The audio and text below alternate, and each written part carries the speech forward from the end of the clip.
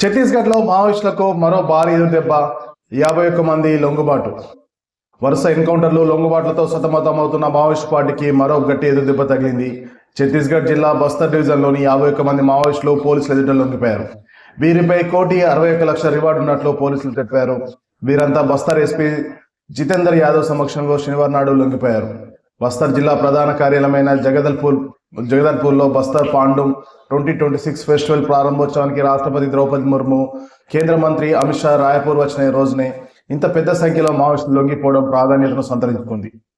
కాగా ఈ సందర్భంగా బస్తర్ ఎస్పీ జితేందర్ యాదవ్ మాట్లాడుతూ బీజాపూర్ జిల్లాలో 20 మంది మహిళా క్యాడర్తో సహా 30 మంది మావోయిస్టులు లొంగిపోయారని తెలిపారు. అలాగే సుక్మా జిల్లాలో మరొక 21 మంది లొంగిపోయారని ఎస్పీ సుందరరాజు తెలిపారు. వీరిలో 14 మంది మహిళా క్యాడర్ ఉన్నారని చెప్పారు. లొంగిపోయిన మావోయిస్టు నుంచి కార్డెక్స్ వైర్లు, జెల్టన్ స్టిక్స్ స్వాధీనం చేసుకున్నామన్నారు. లొంగిపోయిన ప్రతి మావోయిస్టుకు తక్షణ సాయం కింద 50,000 రూపాయల ఆర్థిక సహాయాన్ని అందిస్తామని వెల్లడించారు. ప్రభుత్వ పునరావాస చర్యలతో స్వచ్ఛందంగా వీరంతా లొంగిపోయినట్లు చెప్పారు. కాగా మావోయిస్ట్ క్యాడర్ కూడా హింసను విడనాడి జనజీవన స్రవంతిలో కలవాలని, వారి భద్రతకి గౌరవంగా జీవించేందుకు అవసరమైన పునరావాసం కల్పిస్తామని సుక్మా ఎస్పీ కిరణ్ చవన్ మీడియాకు వెల్లడించారు.